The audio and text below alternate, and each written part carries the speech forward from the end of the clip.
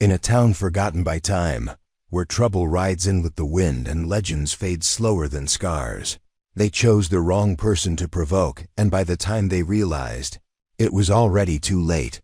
The night was darker than it had any right to be. The moon had hidden itself behind a shroud of thick, fast-moving clouds, and the stars blinked through in brief, silvery glimpses before disappearing again. A storm was coming. You could smell it in the air, that copper-sweet sharpness, like wet iron and regret. High on the hill overlooking the still, sleeping town of Hollow Ridge stood a barn with a sagging red roof and crook siding, half-eaten by time and wind.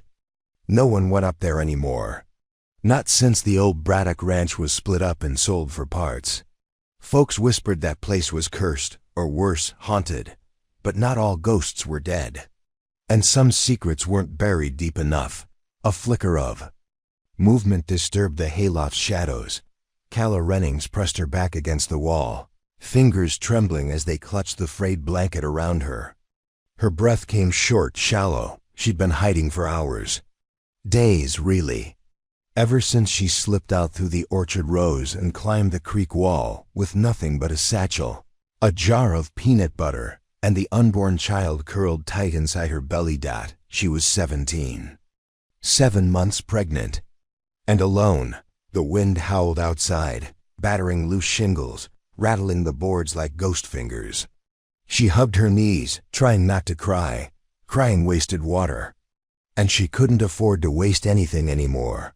Below her, the barn creaked. The cows were long gone.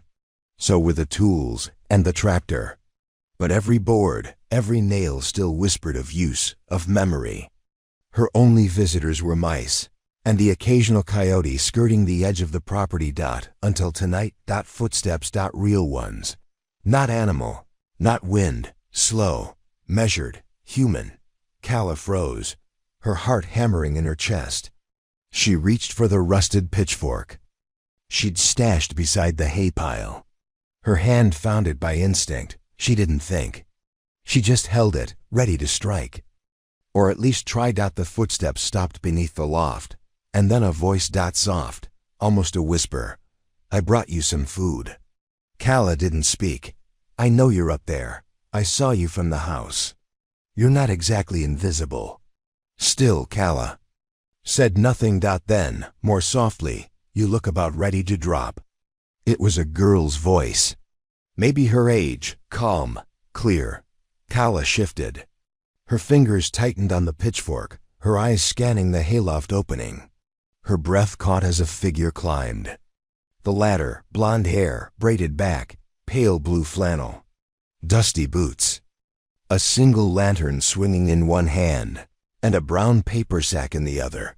She didn't look scared. She didn't look like someone sent to haul her back. She looked kind. The girl reached the top rung and paused. Mind if I sit? Calla didn't answer, but she didn't stop her either. That was permission enough. The girl stepped onto the loft and sat cross-legged across from her, placing the paper bag between them. I'm June, she said. My daddy owns the place now. Bought it after the Braddocks died. We don't live here, though. Just use the fields. Still no answer. You don't have to talk. But you look hungry. June opened the bag.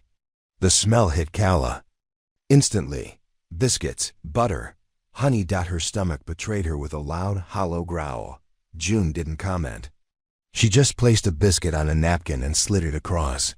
Calla snatched it, but slow, careful, like it might disappear if she moved too fast. The first bite nearly made her sob. She chewed in silence. June watched her, calm and unbothered. After the second biscuit, Calla finally whispered, They looking for me? June shrugged. Maybe, but nobody's come up here. Calla's eyes narrowed. Why are you helping me? June tilted her head, thinking. Then said simply, Because you look like you need it. Silence stretched between them again, but it wasn't hostile. Just waiting. Calla finally said, My name's Calla. June nodded. Nice to meet you, Calla. The storm broke overhead with a sudden crash. Rain slammed against the roof in sheets. The wind howled louder, wilder. Calla shivered. June stood, took off her jacket, and offered it without a word. Calla hesitated, then took it. They sat in silence, listening to the storm. Two girls alone in the loft of a broken-down barn, sharing biscuits and borrowed warmth. June spoke first again. "You're safe here." Calla turned toward her, her voice shaking. "I don't know what to do. I have nowhere to go." June nodded slowly, then leaned in and whispered, "Then stay, for tonight. We'll figure the rest out in the morning." Outside, the wind screamed, but inside, for the first time in days, Calla felt like maybe she could breathe again. "Before we jump back in, tell us where you're from. If this story moves you, please subscribe. Tomorrow, I have a special story for you." The morning didn't so much arrive as seep in slowly through the broken slats of the barn, a hesitant silver light slipping across the hay and dust and cracked wood. Calla hadn't slept much. Her back ached. Her ankles were swollen. Every time the baby moved, she jolted awake, half convinced someone had found her, but they hadn't. And when the first light finally pulled her from the haze of half-sleep, June was still there, sitting on a bale of hay, her legs drawn up to her chest, head leaned back against a timber beam. Her braid was fraying. She looked like she hadn't slept either. Calla sat up slowly, careful not to disturb the baby. She watched June for a moment, trying to make sense of her. Why would someone help a stranger? A pregnant one, at that. Everyone else in Calla's life had either looked the other way or looked straight through her. But this girl, she didn't. Seemed to have a reason. And that made her harder to trust. June opened her eyes without warning. "Morning," she said, like they'd been doing this forever. Calla nodded, brushing hay from her hair. "You didn't leave," June shrugged. "Didn't seem right. Storm was bad. You looked worse." She stood, stretched, and walked to the edge of the loft. Sunlight touched her face. "You hungry again?" Calla hesitated. Then, "Yeah," June grinned. "Good. I brought more." From behind a loose board, she pulled out a backpack. She unzipped it and handed Calla a peanut butter sandwich, a banana, and a bottle of water. Calla took it gratefully, her stomach burning with the kind of hunger that didn't go away. The kind that came from running. They sat in silence, eating. But this time, the silence felt comfortable. Calla broke it. "Your daddy know you're up here helping me?" June shook her head. "He's off in town. Doesn't come up here much." "And if he finds out?" June chewed for a moment, then said, "Then I lie. I'm good at it." Calla raised a brow. "That's supposed to make me trust you?" June gave a crooked smile. "No, but it's the truth." The air outside was warming fast. Already the distant fields buzzed with flies and cicadas. Somewhere in the distance, a tractor started up. "How long you been out here?" June asked, not looking at her. Calla didn't answer right away. Then, 6 days. June glanced at her, startled. "In this barn?" Calla nodded. "Had to. Ran out of places to go." June looked down. Her fingers curled around her sandwich. "What happened?" Calla chewed slowly, swallowed, then shrugged. "Ain't much to it. Mama didn't want to raise no bastard baby. Daddy stopped looking me in the eye when I started showing. And the boy, the one who did this? He disappeared first sign of responsibility." June's jaw tightened. "People suck." Calla laughed once, a short, bitter sound. "They do," the baby kicked. She flinched. June noticed. "You okay?" "Yeah, he just ... moves a lot lately." June tilted her head. "You know it's a boy?" "Not officially. Just got a feeling." June smiled faintly. "What are you gonna name him?" Calla looked down at her belly. "Haven't decided. Thought maybe I wouldn't name him at all. Easier that way." June's voice dropped to a whisper. "You gonna keep him?" Calla didn't answer. A crow cawed from the fence post outside. The moment passed. Why were you even up here yesterday? Kala asked. What were you doing in an old barn? June looked out the loft window. Sometimes I need to get away. From what? June glanced back, eyes unreadable. From people who think they know who I am. Kala studied her. So you don't bring food to strangers every day? June snorted. No, but I've been a stranger before. I know what it feels like. Kala looked at her hands. This baby. He didn't ask for this. I didn't either, really. And now he's stuck.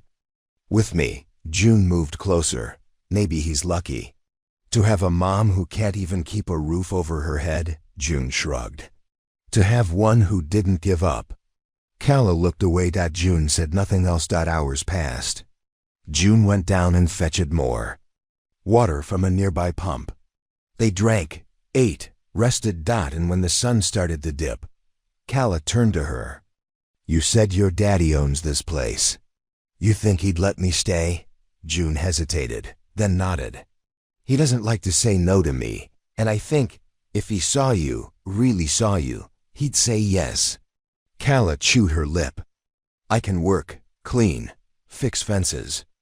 I ain't afraid of work. I know. Kala's voice wavered. I just want somewhere to rest, just for a little while. June reached out and took her hand, then stay. Kala gripped her fingers. Okay. That night, the barn didn't feel like a hiding place. It felt like the start of something. But neither girl knew just how much would change by morning, because not far from Hollow Ridge, someone had seen her. Word was already spreading. She wasn't invisible anymore. And not everyone would offer food and a blanket. Some would come with questions, others with fists. And one man, the wrong one, was coming with a shotgun slung across his back and a bounty in his pocket, and he was headed straight for the Braddock barn. The morning started gentle, like a breath held in hush, before the storm of reality came crashing in. Kala stirred at the sound of birdsong and distant cows. The baby had settled into a still rhythm, the calm before his own coming storm. She shifted against the hay, stretching sore limbs and blinking at the patch of sunlight, peeking through the cracks in the barn wall. For a brief, fragile moment, it almost felt normal. Until June burst up the ladder, out of breath and pale. Someone's coming, she said, urgent. Kala sat bolt upright. Who? Don't know. Pickup truck. Big one. Parked by the west gate. He walked right past our cattle guard like he owned the place. Kala's blood ran cold. Did he see you? June shook her head. I was behind the well shed, but he was headed this way. Kala moved fast, stuffing the blanket and peanut butter jar back into her satchel. He tall, balding, leather coat? June's eyes widened. Yeah, you know him? Kala closed her eyes, nodded. Dean Harker. June frowned. Who's that? Private bounty chaser. Works for my mama's church. They must have sent him when I didn't show up. Your church sent a bounty hunter after you, I told you. My mama doesn't do second chances. Kala pulled on her shoes, hands trembling. June grabbed her arm. You can't outrun him. Not like this. You can barely make it down the ladder. I have to try. No, he'll hurt you if he finds me here. June's eyes narrowed. Let him try. The barn door creaked below. Both girls froze. Heavy boots thudded on the wooden floor. Kala moved toward the loft opening, peering down through the hay slats. She could see him clearly. Dean Harker. Just as she remembered. Thick-necked, sharp-eyed, carrying a sidearm like it was part of his hip. I know you're here, Kala, he called, voice loud and oiled. Ain't no one gonna hurt you. Mama just wants to talk. Kala flinched. June put a hand on her shoulder. He doesn't know where you are, she whispered. Harker moved to the ladder. June didn't hesitate. She grabbed a rusted shovel and stepped to the edge. What are you? Trust me, June whispered. The moment Harker's boot touched the first rung, June slammed the shovel down. Jesus, he roared, falling back as the ladder rattled. Violently. June grabbed Kala's arm. Out the back, quick. They scrambled across the hayloft to the second opening, a hatch that once served as a pulley system for hay bales. June kicked it open. Below them, a pile of hay offered the only cushion. "You go first," Calla said, heart hammering. June nodded. Slid through, dropped. Calla followed.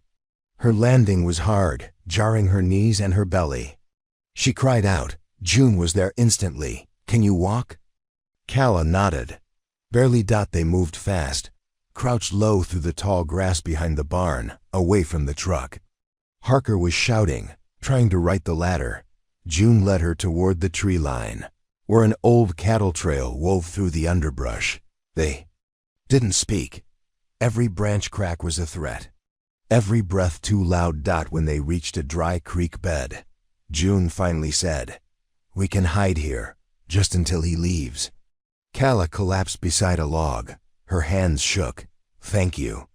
June sat next to her, brushing hair from her forehead. "You saved me first," she whispered. Calla stared at her. "No, I didn't. You gave me someone to protect. That's more than I ever had." They sat in the dry bed of silence, their bodies tense, their hearts thudding loud in their ears. Back at the barn, Harker roared in frustration. Wood splintered. Then a gunshot echoed through the hills. Calla gasped. June grabbed her hand. "He's just trying to scare us. We don't move. We don't breathe." But then a voice called out, "Girls, you out here?" It wasn't Harker. It was a woman. June went rigid. "My stepmother," she whispered. "Beth." Calla frowned. "Is she safe?" "No, she hates me. Thinks I'm trash. Thinks I'm trouble." "Why would she be out here?" "Because Daddy called her. And she brings people with her when she wants to prove a point." Calla peeked through the brush. Two more figures walked beside Beth. One held a shotgun, the other a camera. "They're going to drag us out and shame us," June muttered. "Put us online, put you back in their truck." Calla shook her head. "Not if we move first." June looked at her. "To where?" Calla swallowed, then pointed. "There's a drainage pipe. Beyond the quarry. It leads to the old orchard. If we get in there, we can circle back, make it to the Davis place. They used to let folks camp there. That's 2 miles. I can make it." June hesitated, then nodded. They crawled out from the creek, staying low. Behind them, voices called louder. "June, you bring that girl back right now, you hear me? Calla, if you come with me now, no one gets hurt." The girls didn't stop. They ran, through thorns, over roots, across dry land baked hard by summer heat. And behind them, the sound of pursuit grew louder. First boots, then wheels, then barking. They had dogs. Calla nearly stumbled. June caught her. "Keep going. We're close." They broke through a hedgerow, slid down a ravine, and reached the pipe rusted, wide enough to crawl. Calla hesitated. June looked back. "They're coming." Calla ducked in. June followed. The pipe was dark, damp. It stank of mildew and old leaves. But it offered protection. They crawled and crawled and crawled until the light at the other end appeared like a coin flipped from heaven. They burst out. Gasping, the orchard stretched before them, rows of dead apple trees, but familiar ground. And in the distance, the roof of the Davis barn. They stumbled toward it. And for a moment, just a breath, they believed they might make it, until a voice boomed across the orchard. "You think you can hide, girl? This ain't over." Harker. Closer than they thought. They ran again, but the ground was uneven. Calla's foot caught on a root. She went down hard. June tried to pull her up. "Go," Calla gasped. "Don't let them get you too." "No, June, please, we do this together." But it was too late. A shadow fell over them. Harker raised his shotgun. End of the line, girl. And then a roar. From behind. An engine, a horn, a blur of motion as a pickup truck barreled between them. It screeched to a stop. The driver's door flew open. And June's father jumped out. Step away from them, now. Harker hesitated. June's father raised his own shotgun. I said now. The orchard went still. Even the birds stopped singing. For one long second, nobody breathed. Dean Harker didn't lower his weapon, but he didn't fire either. June's father stood tall, legs braced, shotgun leveled with the cool control of someone who knew how to use it. His face was carved in stone. He didn't look at June, didn't look at Calla. Only Harker. I don't want blood on this orchard, he said quietly. Not yours. Not anyone's. So let's try something new today, Dean. Let's walk away. She belongs to the church, Harker growled. She ran. You know what the contract says. I don't give a damn what some backwoods bounty contract says, June's father snapped. She's a pregnant girl, not a fugitive. The mother signed her over. She doesn't belong to anyone. Harker's jaw flexed. You really want to get in the way of this, Everett? Finally, June's father glanced at the girls. Just a flicker. Already. Calla slowly pushed herself to her feet. She was trembling, but she stood. Don't hurt him, she said, voice shaking. I'll go with you. No, June said, grabbing her arm. You don't owe them anything. She's right, Everett said, eyes back on Harker. She goes nowhere with you.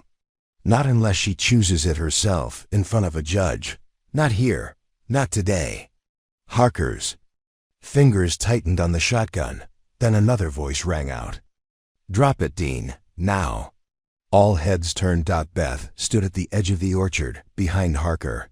She had a pistol leveled in both hands, arms trembling but deadly serious. The man with the camera had disappeared. Beth, Harker said. You came on too. My land, she said. Threaten my family. I may not like that girl, she nodded toward June, but I'll be damned before I let a man point a gun at my husband. We're not married anymore, Everett muttered. Shut up, Everett. June blinked. In disbelief. You're helping us? Beth's grip didn't waver. Let's just say I've learned to pick the right side of a shotgun. Harker growled, then slowly, deliberately, he lowered his weapon. Dropped it with a dull thud onto the orchard floor. Everett kept his shotgun raised. Back up, get in your truck, leave. Harker spat in the dirt, picked up his shotgun, slung it over his back, and turned. As he passed Beth, he sneered. This ain't over. It better be, she said coldly. Or next time, you won't get to walk away. He climbed into his truck, revved the engine. Dust kicked up as the wheels spun. Then he was gone. The orchard held its breath. Finally, Everett lowered his weapon. You all right? He asked, voice hoarse. June nodded. Barely. Calla didn't speak. She was too busy trying not to cry. Beth walked forward, tucked the pistol into her waistband, and stared at the two girls. She needs a doctor, she said. I'll call Doc Marlin, Everett replied. Tell him to come out quiet. No questions. Beth looked at Calla. You got a name? Calla, Beth nodded. You got guts, Calla. I don't like you, but I respect guts. Calla had no idea how to respond to that. Beth turned to June. And you, June lifted her chin. You disobeyed every rule I ever laid down. Yeah, good. Some of those rules were garbage. June blinked. Are you having a stroke? Beth sighed. Don't get used to this. I just don't want to end up on some TikTok about letting pregnant teens get kidnapped. Everett cleared his throat. We should get them back to the house before someone else shows up. Calla reached for June's hand. June took it. They walked in silence, surrounded by broken trees and the scent of apples long past their season. At the house, Everett settled Calla onto the worn couch. June brought her tea. Beth stood in the doorway, with her arms crossed.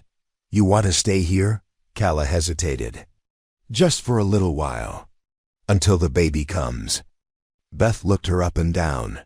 Then we'll do it right. You see the doctor, you get fed. And if that church shows up again, they'll have to get past all of us. Calla felt tears slide down her cheeks. She didn't wipe him away. Everett sat beside her. You got family now, kid, whether you wanted one or not. June took her other hand, and for the first time in months, Calla believed it. But as dusk fell across Hollow Ridge, a shadow parked across the highway. A sleek black car outstepped. A woman in heels too sharp for country roads. She wore a red dress, carried a leather briefcase, and she was Calla's mother. The woman in the red dress stepped lightly across the gravel shoulder, heels clicking like metronomes of purpose. Her posture was immaculate, back straight, chin raised, every step calibrated. The wind tugged at her sleek black hair, but she didn't flinch, didn't even raise a hand to brush it away. She paused at the rusted gate of the Davis property, eyes scanning the fading orchard. Then she opened her briefcase, pulled out a thin file. Inside, a photograph. Calla, age 13. School portrait. She traced the edges of the paper with one manicured nail. You can't run forever, she said softly, and smiled. At the house, Calla sat wrapped in a quilt on Everett's couch, sipping warm broth. The air smelled of lemon oil and cedar. A gentle breeze moved through the open screen door. June sat at the foot of the couch, scrolling through her phone. Beth was in the kitchen, banging cabinets like she had something to prove. Everett sat at the far end of the couch, quietly oiling an old rifle. The silence between them wasn't awkward, it was bracing, like all of them knew. Another storm was coming. Calla shifted. The baby kicked. You okay? June asked. Yeah, Calla whispered. Just thinking. About what? About how fast everything changed. A week ago, I was hiding in a hayloft. Now ... I don't know what this is. It's not over, Everett said, without looking up. I know. You'll need legal protection. Witness statements, doctor's documentation, a paper trail. Calla looked down at her hands. I don't have papers, not really. No ID, no birth certificate. My mother kept all of it locked up. June sat up straighter. That's illegal. Beth snorted from the kitchen. A lot of things are. Doesn't stop people. Everett sighed. We'll figure something out. I still know the sheriff. Calla hesitated. I think she's coming. They all looked at her. My mother. She wouldn't stop at Harker. If he failed, she'd come herself. Then we need to be ready, Beth said, finally joining them. You said she used to run a church? Still does, Calla said. She calls it a sanctuary. But it's a prison. Beth folded her arms. How many people follow her? Dozens. Maybe more. Most of them scared. Some fanatics. They think she's some kind of prophet. June made a face. She sounds like a cult leader. Calla didn't argue. Everett rubbed his jaw. If she tries to take you, what's her play? She lie. Claim I'm mentally unstable. Say the baby's endangered. She have false medical records, signatures. She's done it before. And the baby's father? Calla laughed bitterly. He's gone. Joined the military just to get out. Beth leaned forward. Then we do this smart. We make it legal. Call in favors. Get ahead of her. June looked at her stepmother. You're really going to help? Beth met her gaze. I don't like watching girls get crushed. Calla's voice shook. She won't stop. Beth stepped closer. Then neither will we. Down the road, the woman in red walked up the porch steps of the Davis place. She knocked once, waited, knocked again, opened the door. Can I help you? I'm looking for my daughter, Calla Rennings. Beth tilted her head. And you are? Her mother, Pastor Lorene Rennings. Beth nodded. You'll need to come back with a warrant. Lorene smiled. You misunderstand. I'm not here for custody. I'm here for forgiveness. Beth stared at her. Do you think I was born yesterday? No. Lorene said calmly. I think you were born in the same kind of town I was, where women were trained to keep their mouths shut and girls were punished for being inconvenient. Beth didn't blink. Lorene continued. I'm not here to take her, just to talk. Beth hesitated, then stepped back. 10 minutes. You lie, you leave. Lorene entered the living room like it was hers. Calla stood up. June rose beside her. Hello, Calla, Lorene said, soft as satin. Don't. Lorene stopped. Don't act like you care. Lorene looked hurt. I do care. Calla's eyes burned. You sent a man with a gun. I sent someone to bring you home. That is not my home. You're 17. You need help. You mean control. I mean family. Calla stepped forward. No. Family's what I found here. People who didn't ask me to change. Who didn't try to make me hate myself. Lorene's voice dropped. You're ruining everything I built. Good. Lorene pulled a paper from her briefcase. I have a notarized document. Temporary guardianship. You signed it, Calla. 6 months ago. It gives me the right to. Beth took it, read it, and laughed. This isn't worth the paper it's printed on. She was a minor when she signed it. No legal representation. It doesn't hold. Lorene's smile cracked. Beth turned to Everett. Call the sheriff, Lorene straightened. You'll regret this. Maybe, Beth said. But you'll regret more if you step back on this porch without a lawyer. Lorene looked at Calla one more time. You're making a mistake. Calla nodded. Maybe. But it's mine to make. Lorene turned. Walked out. The door clicked shut behind her. June exhaled. That was intense. Calla collapsed back onto the couch, shaking. Everett poured her more broth. Beth looked out the window. She'd be back. And next time, she won't come alone. They all knew she was right. That night, Calla lay awake in the guest room, June curled up in a sleeping bag on the floor. The baby rolled beneath her skin. You think we can really win? She whispered. June reached up and held her hand. I think she's scared now. That's something. Calla smiled through her tears. But outside, a drone buzzed low through the orchard. Camera lens turned toward the house. And someone was watching. This story took us a long time. If you like it, subscribe. Now back to the story. The drone buzzed low again, a mosquito in the night sky, its red eye blinking through the trees. It hovered just above the Davis barn, scanned the windows with smooth precision, then banked west, vanishing into the orchard shadows. Inside, the house was quiet. Calla lay on her side, her hand on her belly. June was already asleep, soft breaths rising and falling beneath her blanket. But Calla couldn't rest, not with that drone. Not with her mother still out there. She slipped out of bed and moved to the window. The moonlight painted the apple. Trees in silver and blue. Her breath fogged the glass. Something was coming. She felt it in her bones. Beth didn't sleep either. She sat in the kitchen with her laptop open, phone charging beside her, files spread across the table. Legal templates, notarization forms, CPS, case precedents. She'd been a lot of things in her life, but tonight she was a wall. Everett joined her around 2 a.m., wearing his old denim shirt, a thermos of coffee in one hand. You always pace the kitchen when you're building a plan, he said. You always show up when I need a co-conspirator, he smiled. What do you have so far? If we get her medical records documented under our care, file for protective guardianship, and report Lorene for undue coercion, we might have a shot. You think the sheriff will back us? He owes me. And he hates the church. Everett nodded.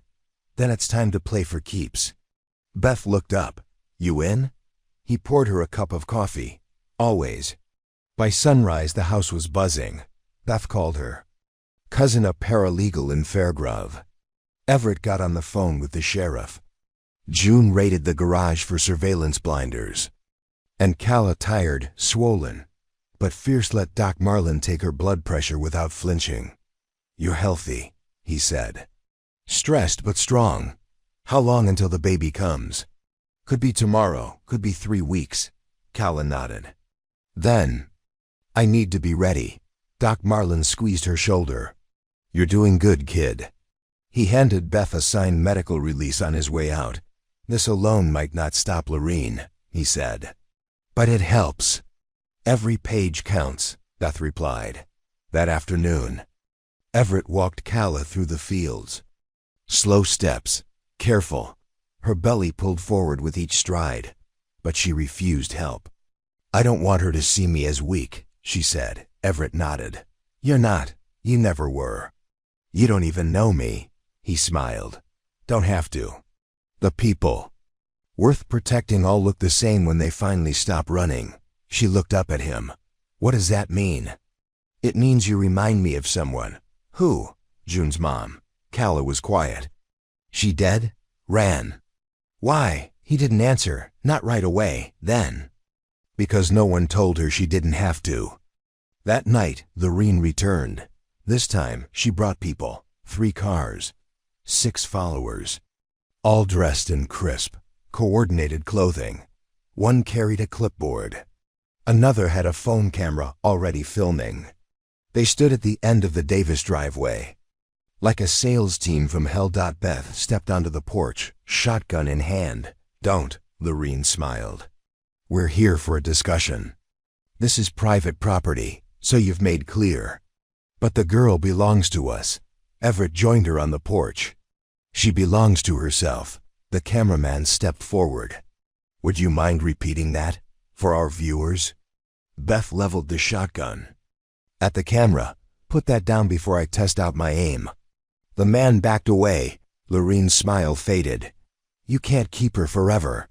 We only need long enough for the truth to catch up to you. You're not strong enough to stop us." Beth glanced. At the fields. Farmers were lining the fences. Neighbors. Silent. Watching. Beth smiled. "We don't have to be. We just have to be loud enough." Lorene turned, face like granite. She got into the lead car. Doors slammed. Engines roared. They peeled off in a storm.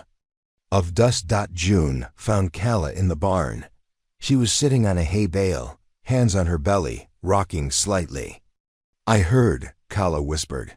"They're gone for now." Calla looked at her. "Why do I feel like this is my fault?" "Because she taught you to. What if she comes back with more? Police? Lawyers? Real papers?" June knelt in front of her. "Then we fight." Harder, Calla exhaled. "I used to think strength meant keeping quiet. I used to think love was something you earned."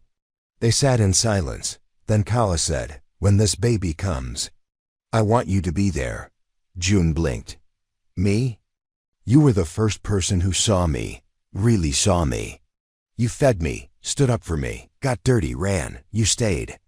June smiled through tears. "Then I'm not going anywhere." They held hands, but out in the darkness, at the edge of the orchard, a new car arrived. No headlights. No sound. Just a figure in a dark coat. Stepping out, watching. Waiting. The next move was coming, and it wouldn't be polite. The wind shifted just after midnight. It wasn't the kind of shift you feel on your skin. It was the kind that crept under your nails, stirred the hair on your arms, made dogs whimper and porch lights flicker. That kind of wind carried things. With it, things with names and shadows and old debts. The figure in the coat stood still at the edge of the orchard, his face obscured by the brim of his hat. He watched the house for a full hour before moving. Every step was deliberate. He didn't carry a weapon in his hand, but the threat clung to him like heat. In the barn, Calla stirred. Her back ached. Her body was heavy and restless, like it knew the air was about to change. June slept nearby in a pile of old quilts, oblivious to the presence beyond the trees. The man reached the porch, didn't knock. Just stood there. Beth was the first to sense it. She came out of the kitchen with her hair tied back and a .38 tucked behind her waistband. Her hands weren't shaking. She'd lived through men like him before. She opened the front door. He didn't move. "Can I help you?" she asked. "I reckon that depends," he said. His voice was slow, heavy with a southern drawl aged in whiskey and dust. Beth narrowed her eyes. Who are you? He tipped his hat up just enough to show the scar across his cheek. Name's Doyle. She didn't recognize it, but something about the way he said it sent alarms skittering across her nerves. You with the church? I ain't with no choir, lady, but I am here for Calla. You'll need a court order. He smiled. It wasn't pleasant. I don't use courts. I use conversations. And sometimes persuasion. Beth took a single step forward. Let me explain something.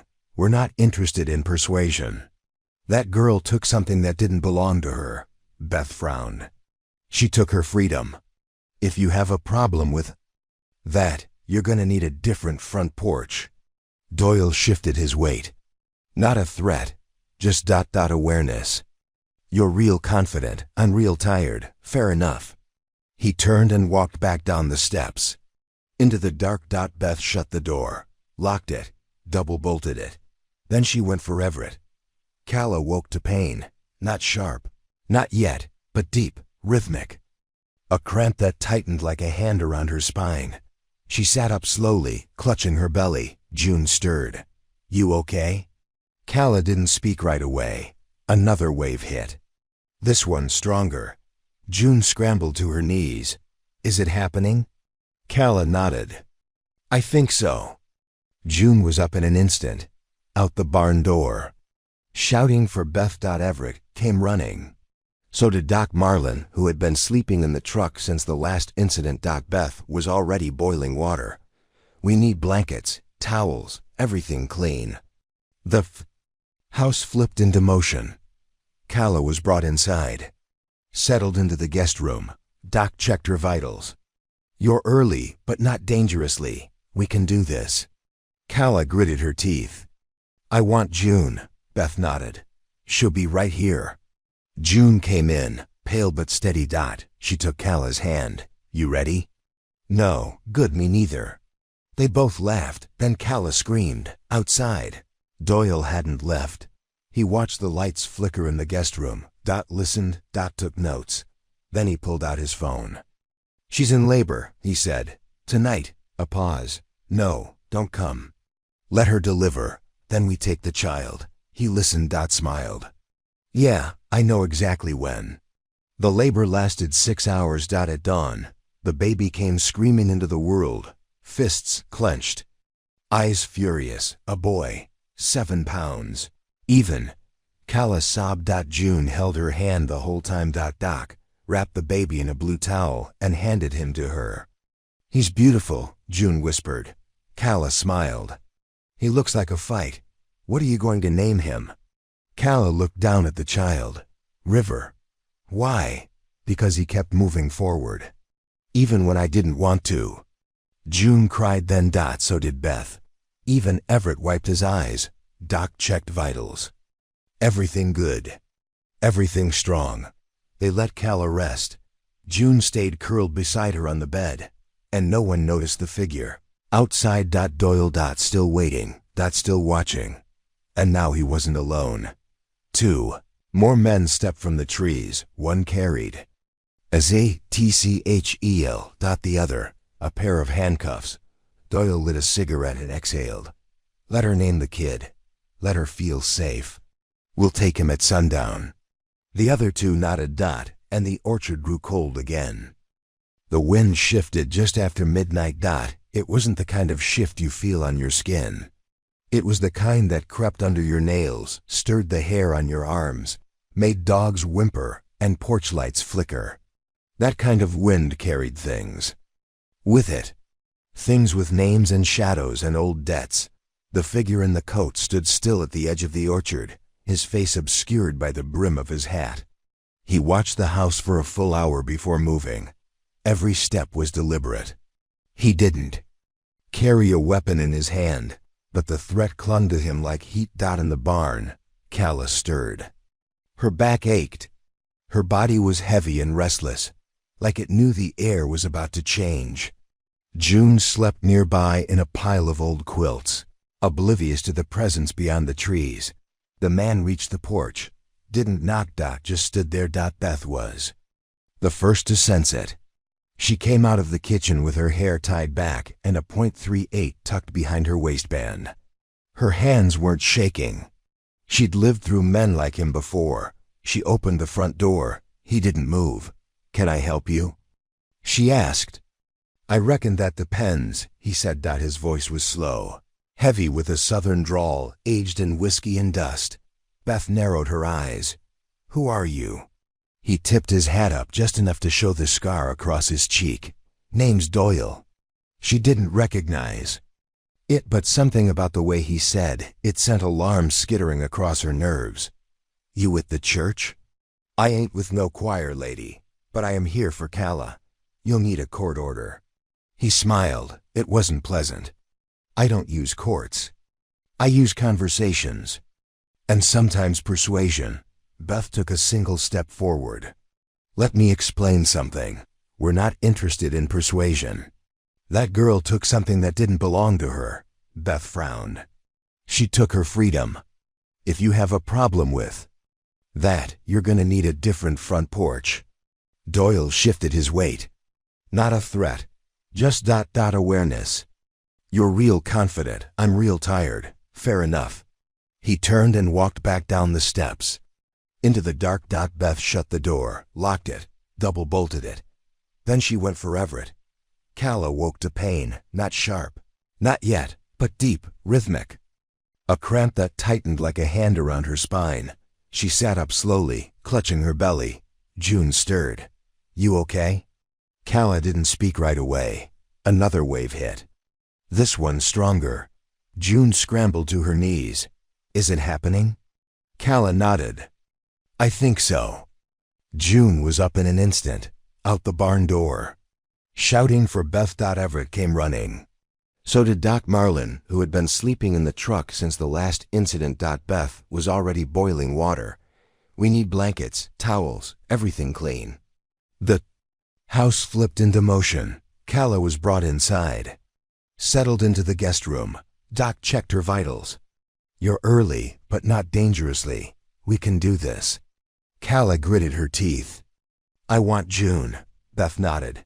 "She'll be right here." June came in, pale but steady. She took Calla's hand. "You ready?"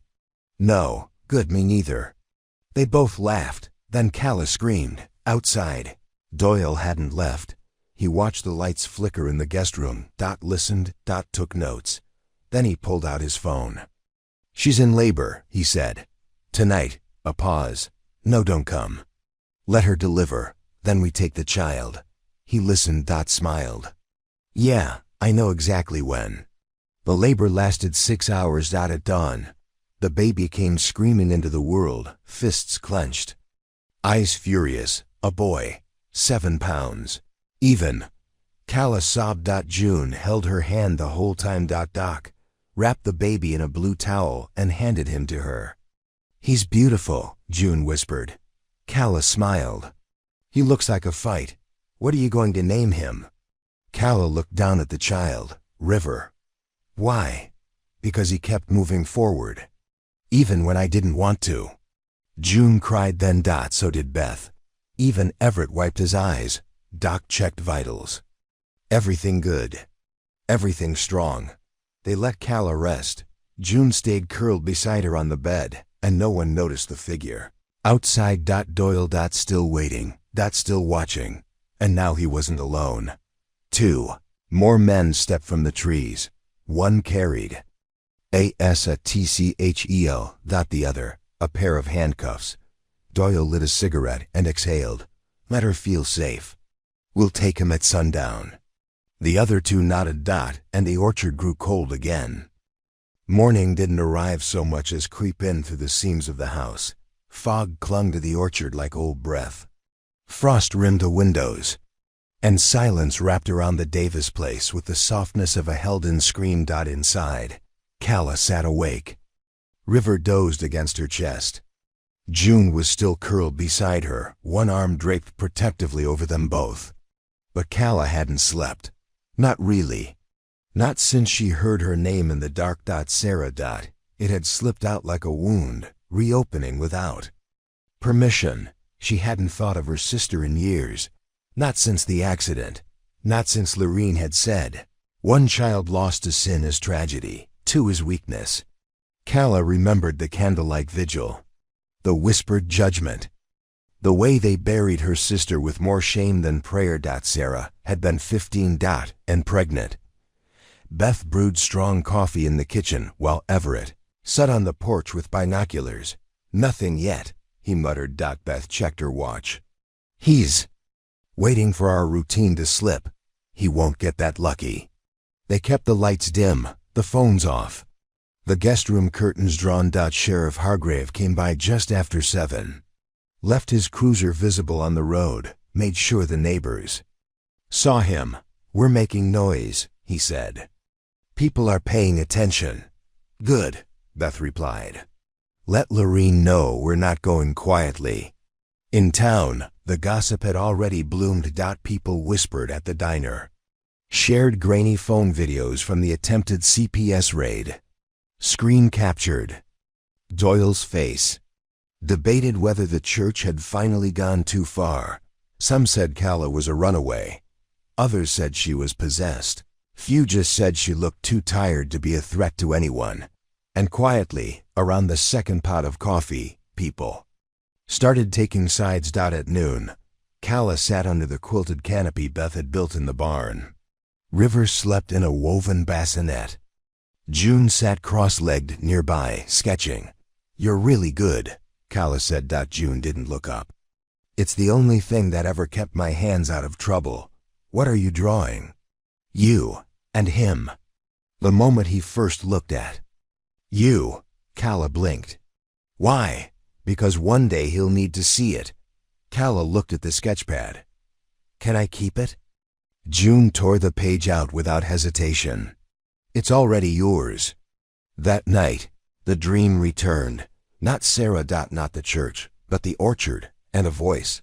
Not Lorene's, not Doyle's. It was a child's. "Don't let go." "Not again." Calla sat bolt upright. The air felt thick. June stirred. "What is it?" "I don't know. Something's wrong." Then glass shattered. From the kitchen, Everett shouted. Beth screamed. Calla reached for River. June grabbed the shotgun.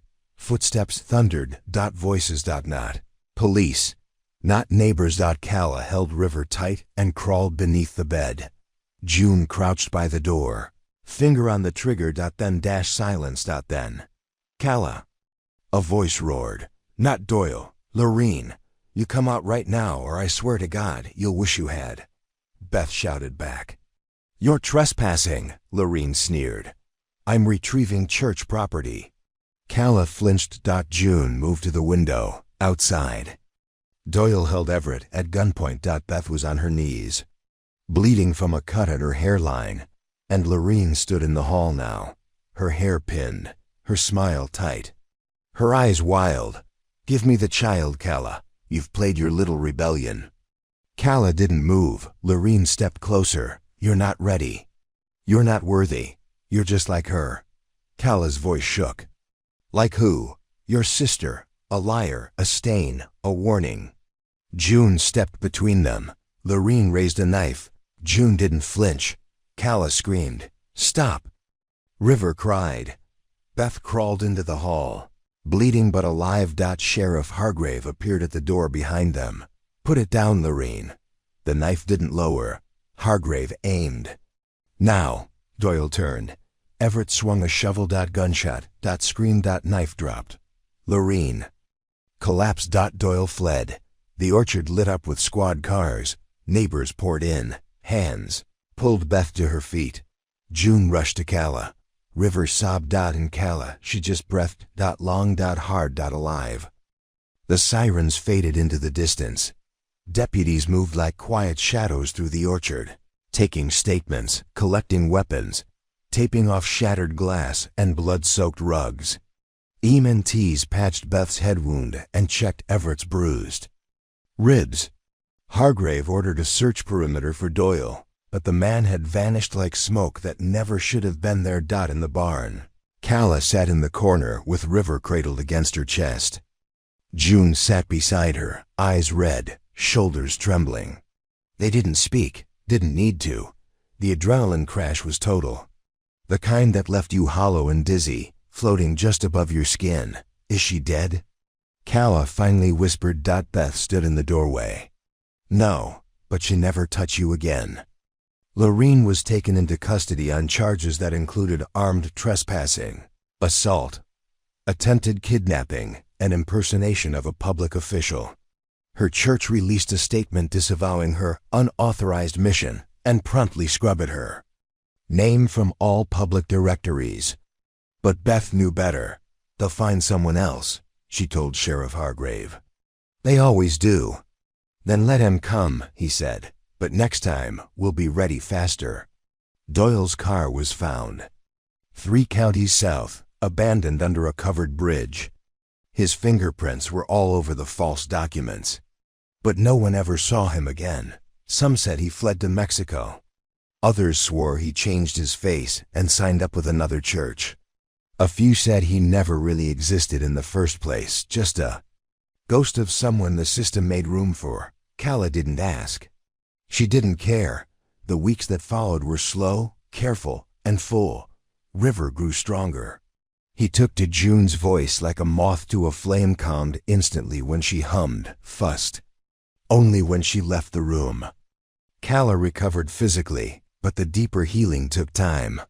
There were days she couldn't breathe when the wind shifted. Nights she woke up sobbing into her pillow, gripping River so tight she left finger marks. Beth started therapy with a 5E veteran trauma counselor who came out from Fairgrove twice a month. She invited Calla and June to join. Sometimes they did. Other times they just sat on the porch, passing a single mug of hot cider between them in silence. Doc Marlin came by once a week to check on the baby, but mostly he just sat on the porch with Everett and talked about the weather. When River started laughing, he cried into his hands. One afternoon, a letter arrived. No return address. No name. Just a single sheet of paper. It read, I wanted to run too, but you made it. You broke the wheel. For Sarah, Calla folded the letter. Slowly, tears dripping onto the ink. She didn't speak for a long time. Then, she burned it. And scattered the ashes into the orchard. June took to drawing again, more than ever. She painted a mural on the inside of the barn wall, a girl standing in a river, holding a baby in the crook of one arm, staring into the rising sun. When Calla saw it, she cried for an hour. I wanted you to see how I see you. June said. Beth paid to have it sealed and weather protected. Then she added her own touch, a quote, painted in deep red beneath the girl's feet. You don't have to earn your freedom.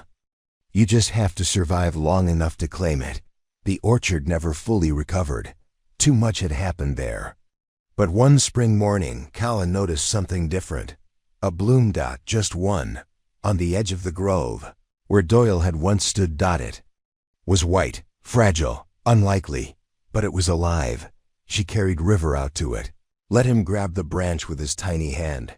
He cooed, smiled. She kissed his forehead. And for the first time in her life, Calla knew she was free. Spring melted into summer, and the orchard bloomed again, but this time with promise instead of pain. Calla stood at the edge of the grove each morning, River strapped upright in a woven sling against her chest, hair curling at the nape of her neck, gaze tracing the gentle curve of petals dancing in the breeze. Every bloom reminded her of survival and new beginnings. She'd found a rhythm to her days. Dawn feedings and morning walks with Beth in the fields beyond the orchard. Late breakfast cooked by June, who had taken to experimenting with herbs and flowers in her tea blends. Afternoon naps when River's eyelids grew heavy like velvet drapes, and Calla slipped into dreams where the storms of the past couldn't reach her. But deep inside, a restlessness stirred constantly, questions unasked, memories half buried. Sarah's echo haunted her in sunlight and shadow. She'd thought she laid those ghosts to rest with the letter ashes. Yet every time River laughed, every time June's sketch saw her as she wanted to be, the guilt whispered. Was she running? Again? Running from something she needed to face. Today, the grove was quiet. The hush felt deliberate, weighted. Calla paused by the barn mural, painted blossoms framing the girl and child standing in the river of dawn. She fingered the raised texture of sealed paint, tracing June's words beneath. You don't have to earn your freedom. You just have to survive long enough to claim it. Claim it. A steady fire sparked in her chest. Claim it. A snap of twigs pulled her attention toward the tree line. A man stepped into the morning light, wide-brimmed hat tipped low. She stiffened. Her hand moved to River as if to shield him. But her lips formed a single word. Papa? He lifted his head, brown hair rimmed with pale gold, gray-green eyes unsure. He looked older than the photo she'd carried in her wallet, but unmistakably him. For a heartbeat, she thought she might wake up. But the ache in her ribs and River's unsteady grip confirmed she was wide awake. Calla. His voice was rough with longing and regret. She turned her body between him and River. Don't. I know what you're thinking. He stepped closer. Barefoot on dew-damp grass. I don't expect forgiveness. Just a chance to explain. She swallowed hard, words lodged in her throat. June hurried from the barn, eyes widening as she saw the stranger. Behind her, Beth and Everett emerged from the fields, shotguns lowered but fists clenched. Christ, Everett said. Chase him off. The man raised his hands. It's been 3 years. I didn't think you'd let me near her. Calla swallowed. Memories tumbled. Her father's rumpled coat, his promise to keep her sister safe, Sarah's quiet tears. Then the suspicion, the finger-pointing, the church's whispers. She took a step back. Why are you here?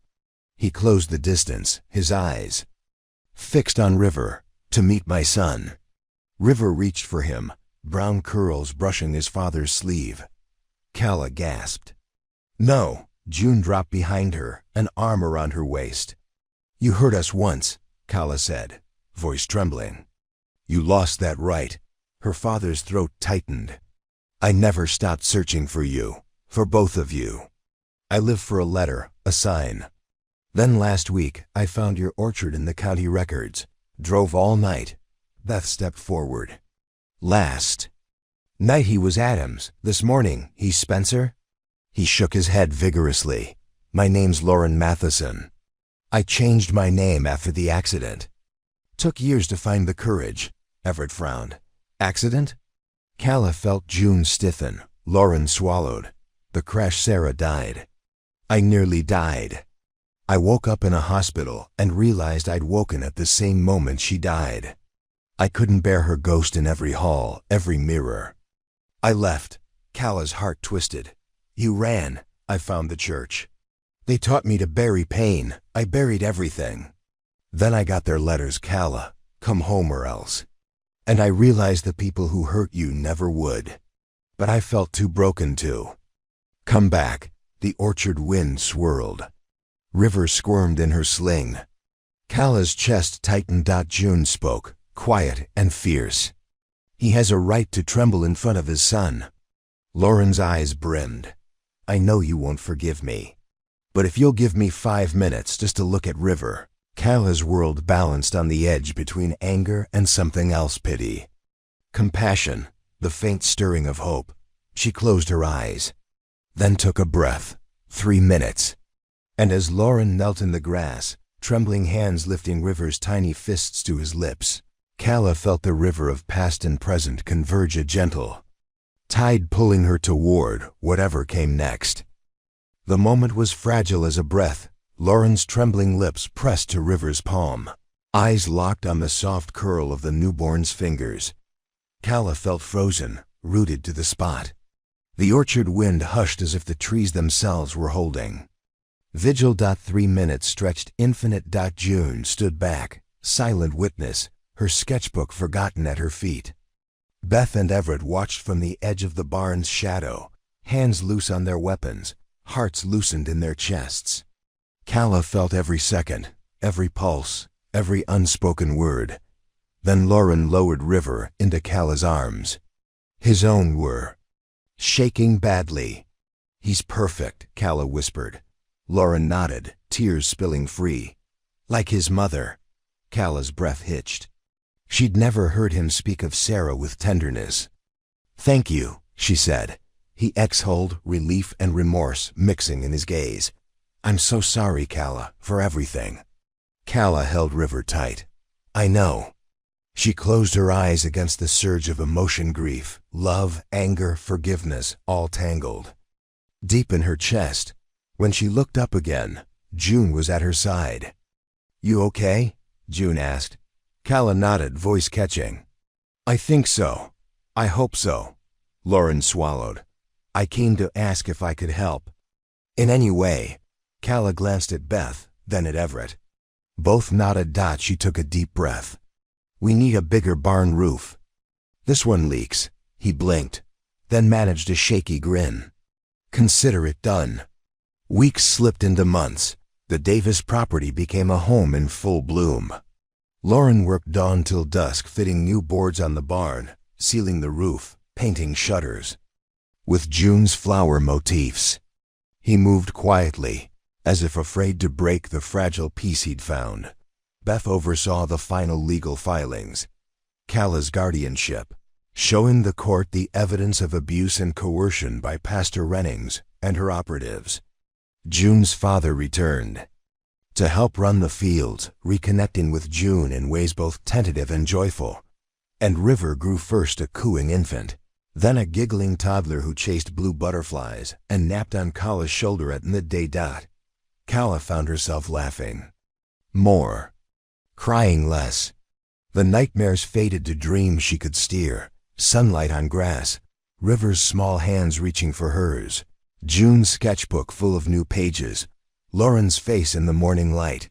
But some nights she woke to the sound of footsteps in the orchard and the faint echo of voices that no longer belonged to the living. One autumn afternoon, as the leaves turned copper and gold, Lauren found Calla sitting on the porch steps, River in her lap, June sketching at her side. Beautiful day, he said, settling beside them. Calla smiled. The best. She hugged River close as he wiggled for juice. June spoke without looking up. I finished the mural extension. Lauren followed her gaze to the barn wall, where the original painting of Calla and River in the Dawn River now flowed into a new scene. A father kneeling before his daughter and grandson, golden sunrise painting their backs. Calla's throat clenched. She touched the paint, June's careful strokes binding past and present. It's perfect, she said. Lauren's voice was quiet. It's our story now. Calla gazed at the mural, then at Lauren, her father, flawed and forgiven, present and possible. She reached out. He took her hand, and River squealed, tugging them both to his feet. He danced in the leaves, arms wide like he'd caught the wind. And as Calla and Lauren watched, June sketched the moment. A family rooted in survival, painted in light. Because freedom wasn't a destination. It was a river. Endless. Always moving. Late summer sun soaked the Davis property in a warmth that felt earned. The orchard stretched wide and heavy with fruit, each branch bending low as if bowing in gratitude to the girl who refused to break. Calla rose with the light now, no longer. Late summer sun soaked the Davis property in a warmth that felt earned. The orchard stretched wide and heavy with fruit, each branch bending low as if bowing in gratitude to the girl who refused to break. Calla rose with the light now, no longer startled by dreams or shadows. She woke to River's morning babbles, to June humming in the kitchen, to the creak of Beth's boots on the porch, and Lauren's soft guitar chords echoing through the open barn doors. The house was full. The silence was gone. In its place, life. One morning, a letter arrived not in an envelope, but folded into the pages of a national magazine. The feature story was titled, The Orchard That Raised a Generation, and there on the center spread, a photo of Calla with River on her hip and June painting in the background. The article had been written by a reporter who'd passed through town weeks earlier. She'd come looking for a roadside meal and stayed for the story. It told everything. Not in detail. Not in trauma. But in truth. Kala's voice, steady, clear, unashamed, was quoted throughout. She spoke of survival, of reclaiming, of motherhood, of Sarah. And for the first time, her story didn't belong to the church, or to the whispers, or to the fear. It belonged to her. Clementine stayed. She helped tend to the garden, ran errands with Everett, taught River to whistle using a blade of grass. She didn't talk much about where she'd been, only said, "I had to see if there was anything left in me." Beth hugged her tight the day she unpacked a suitcase onto the guest room bed. There were more guests now. Other girls, young women. Some came for the orchard, others for the quiet. A few just needed to see that healing was real, that freedom had an address. The barn was converted into a studio and reading room. June painted half the interior with soft, abstract scenes of rivers, trees, and faces lost to time but held in memory. The other half was shelved books, journals, blank notebooks. Kala taught writing workshops on Wednesdays. Beth offered trauma counseling on Fridays. Clementine handled the Saturday night suppers, and Everett led early Sunday morning orchard walks. Lauren never left. His hands stayed busy, and his heart stayed open. River turned too under the apple trees, surrounded by wildflowers and women who had once believed their stories would end in silence. He ran through the orchard barefoot. Kala watched him from the hilltop. "He's going to be someone," she said. June stood beside her. "He already is." The town changed too. Pastor Rennings was quietly asked to step down after a federal investigation linked his church to a series of illegal removal efforts, including the forged documents Doyle once carried. His congregation dwindled. The building was shuttered. In its place, a new kind of gathering grew under the open sky. Between orchard rows, no pulpit or rules, just stories, food, music. It wasn't a church. It was something older, something better. One night, after River was asleep and the house was quiet, Kala sat at her desk by the window and wrote the last line of her memoir. She read it aloud. The nights grew longer. Wind threaded through the orchard, tugging at branches and knocking the last of the leaves loose. The Sarah tree stood bare, skeletal, but somehow stronger in the stillness. Kala wrapped herself in Lauren's old coat and stepped out into the cold. River was asleep, curled up beside Clementine. Fern had painted stars above his bed, 28 in all. "One for each brave thing," she'd said. Kala believed her. The barn doors stayed closed most days now, not for secrecy but for warmth. Still, the stories didn't stop. Inside, hope took her first steps. Indigo composed a new song called Rooted. Beth kept a fire going, and June sketched portraits of every girl who'd passed through in the last year. The walls inside the barn glowed with history, but also with color. Every face drawn in kindness. No shame, no judgment. Just presence. Kala's face was among them, though she hadn't posed. June had drawn her from memory, from watching, from love. One evening, a storm rolled in, hard rain, low thunder. Kala sat by the barn window and thought of the first night she'd arrived. Soaked and shaking, she touched the window pane, whispered, "Thank you." To whom, she wasn't sure. Maybe to the orchard. Maybe to Beth. Maybe to herself. Letters kept arriving. One from a girl in Idaho who wrote, "I'm 15 and hiding my pregnancy, but I read your book, and I don't feel alone anymore." One from a man in his 40s who said, "My sister ran when we were kids. We never knew why. Now, I think I do." Kala answered each one, and added a chalk sun for every reply. The barn wall was nearly full. River drew a tiny moon beside the last sun. "Even brave people need to rest," he said. Kala kissed his forehead. "So do brave little boys." He smiled. "Not yet." Mid-December brought a new guest. A teenager named Misha who arrived with frostbitten hands and refused to speak. Beth took her in without question. Calla left her tea. River left drawings. Indigo sang. For a week. Misha didn't respond. Then, one night, during supper, she whispered, "You don't ask questions." Beth replied, "Only when you're ready to answer." Misha nodded. And finished her soup. That winter solstice, they held their first night of names. No ceremony. No spotlights. Just a circle of chairs. And one by one, each person in the barn said a name they'd lost or never been allowed to say. A baby. A sister. Themselves. When it was Calla's turn, she said, "River." He looked up, surprised. "You saved." "Me," she told him. "So your name saved me too." He didn't speak. Just leaned into her side. And she wrapped her arms around him. Outside, the orchard slept beneath the snow, but inside it kept growing. Autumn arrived again, crisp and gold, painting the orchard in fiery tones. Calla stood beneath one of the oldest trees, River on her hip, watching the breeze carry leaves like stories whispered back to the earth. Year had passed since the night Lorene broke into their lives with a knife and a prophecy of failure, but none of it had come true. Calla hadn't collapsed. She hadn't broken. She hadn't given River away. She'd stayed, and from that decision, a life had grown.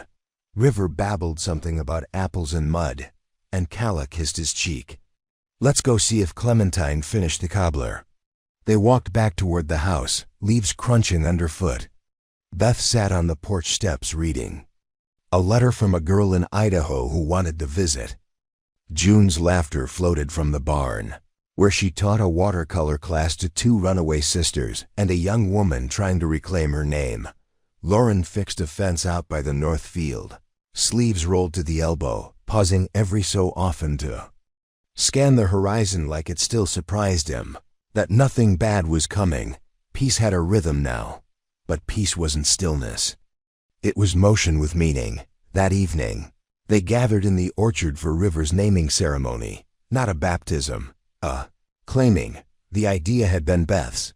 He deserves to hear his name spoken with pride, in front of the people who will help him grow into it. Calla agreed, not for tradition, but for truth. They lit lanterns and passed cider. June painted a live portrait of the moment, River standing beside Calla, barefoot in the soil, his hand in hers. Calla spoke clearly. "My name is Calla Matheson.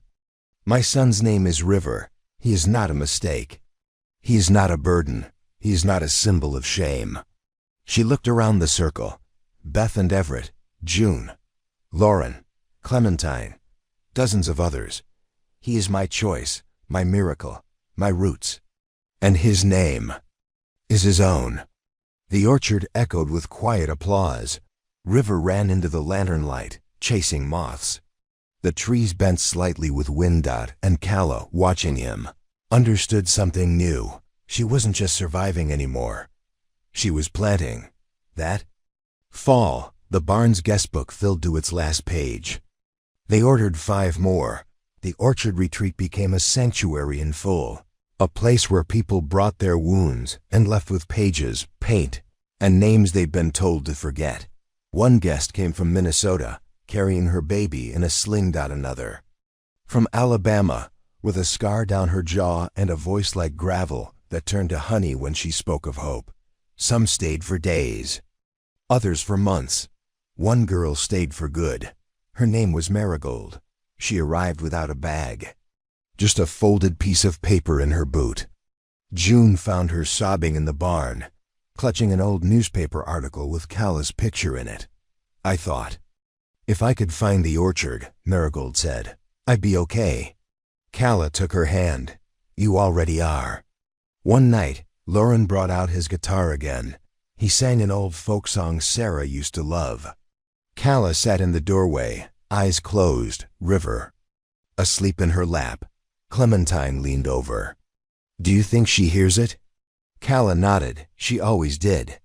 The orchard's newest tree, planted the year before in Sarah's name, bore fruit for the first time. It was small, misshapen, imperfect. Calla picked one. Bit into it. Sweet. She smiled. Everything that mattered took time. Everything that endured had once been tender, and everything she'd lost had given shape to what she'd built. One step, one refusal, one breath at a time. Winter's breath returned, gentler this time. Snow blanketed the orchard in quiet grace. River's boots crunched through the frost as he helped Lauren carry kindling, bundled in a coat too big, and mittens June had sewn from scraps of old quilts. Inside the barn, warm light glowed from every corner. It wasn't just a studio anymore, it had become a sanctuary in every sense. There were fire pits and writing desks, books and blankets, art supplies and teacups. The scent of cedar and cinnamon lingered in the beams. Marigold strung lanterns above the loft with Clementine, giggling when her fingers slipped through the knots. Calla stood back from it all, River on her hip, her heart a steady drum of awe. She had not dreamed this. She had lived it. That week, a woman arrived unannounced, late 40s, storm-wrung coat. Eyes so exhausted they didn't flinch when the gate creaked open. She carried a manila envelope and a single duffel. Beth met her at the porch. "Welcome," she said gently. "You're safe." The woman hesitated, then broke into sobs that bent her forward like a broken hinge. June brought tea. Lauren offered gloves.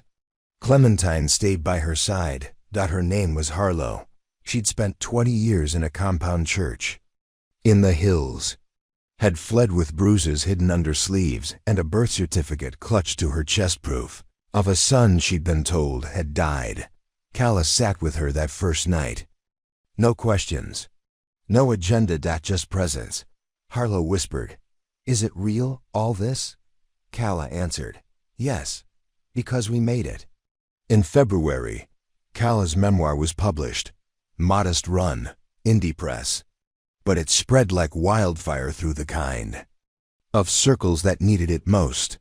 Women passed it hand to hand in community shelters, college dorms, late-night buses. Each chapter a lantern in the dark. Reviews called it raw and luminous. Beth called it scripture. River called it Mama's book. June painted the cover.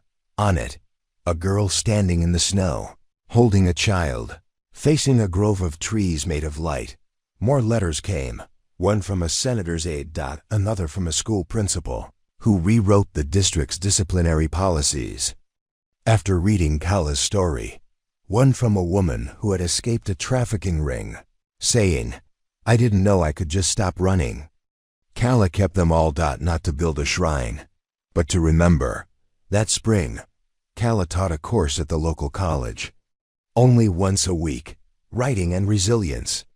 She drove in with Beth in June, dropped River off with Everett and Clementine, and returned home with notebooks full of stories still learning to be told. The class was small but hungry. They didn't want answers. They wanted space. And Calla gave it. "Tell the truth," she said, "but tell it like you own it. Because you do." By late April, the orchard blossomed again. The Sarah tree bore more fruit. Marigold planted a row of sunflowers by the old shed. Harlow built a garden of herbs she remembered from childhood. Clementine started organizing an annual storytelling festival. She called it the Orchard Reclaims. Calla laughed when she saw the flyer.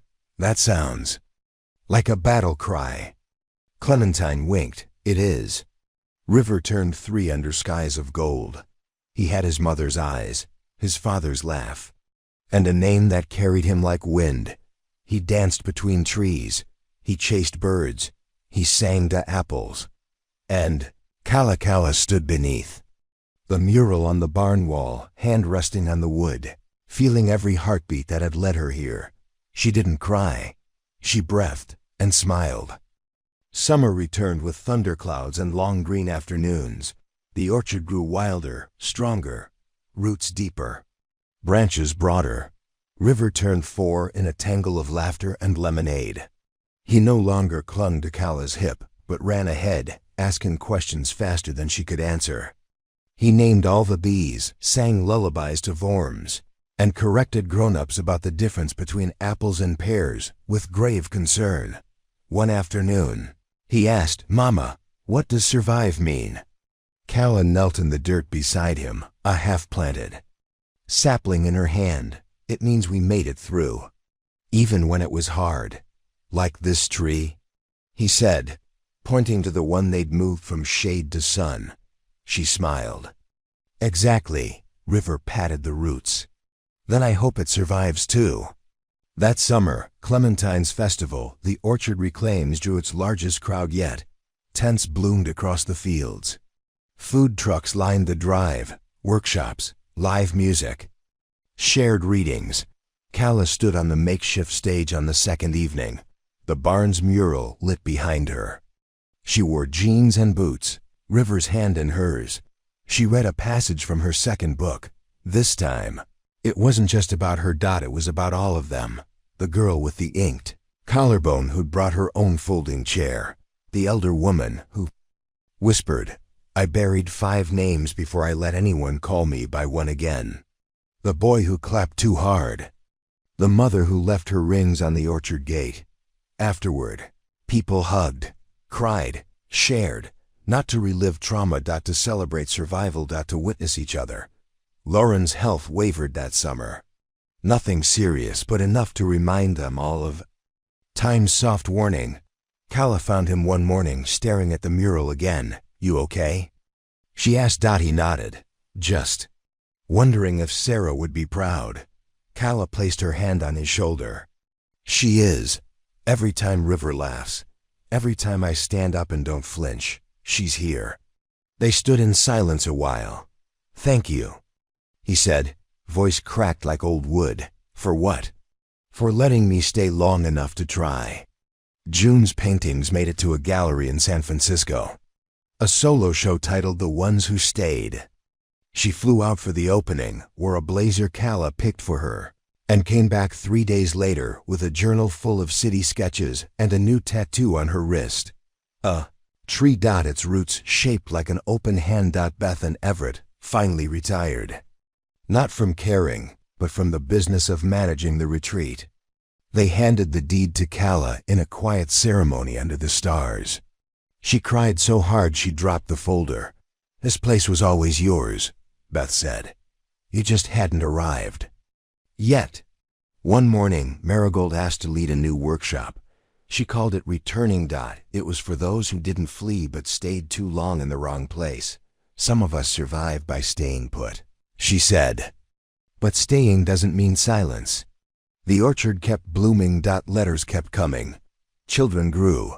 River wrote his name in chalk on the barn wall beside Calla's. Under it, he drew a sun with 7 beams. Each beam, he said, was for a different kind of brave.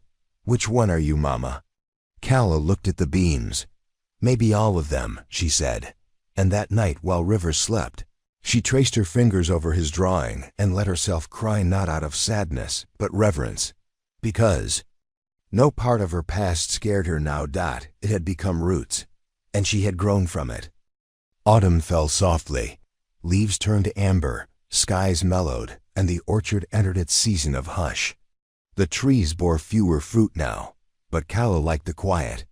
She found a rhythm in pruning, in pressing cider, in River's laughter chasing the last butterflies of the year. She was 23, River would be 5 in March. The retreat had grown beyond their fences. Word had spread across counties and states. Women wrote from shelters, hospitals, halfway homes. Some came by bus. Some arrived barefoot. All were met with warmth. Calla had taken up more responsibility, managing volunteers, writing grants, running workshops. She still wrote by the window at night, still read River to sleep. Her second book had gone international. The orchard. That stayed. It wasn't just about survival anymore. It was about return. About taking back the soil that was always yours. In late October, a new guest arrived. Her name was Misha. She was 17, and she was pregnant. Beth met her at the gate. Misha wouldn't speak, wouldn't eat. Calla sat beside her for hours the first night. Didn't speak either. Just passed her a mug of tea and stayed. It took 3 days before Misha whispered. They told me if I ran, I'd never be loved again. Kala touched her hand. They were wrong. Misha broke then.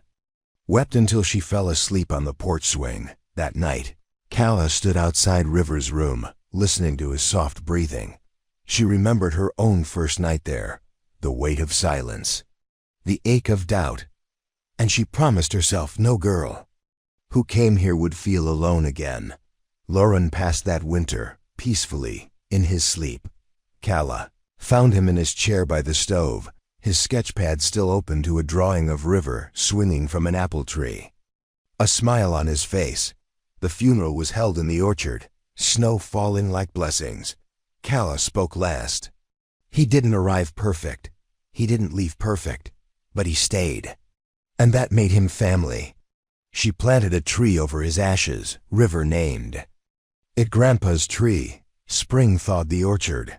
Again, Misha gave birth to a daughter. She named her Hope. June painted a portrait of the newborn curled against Misha's chest.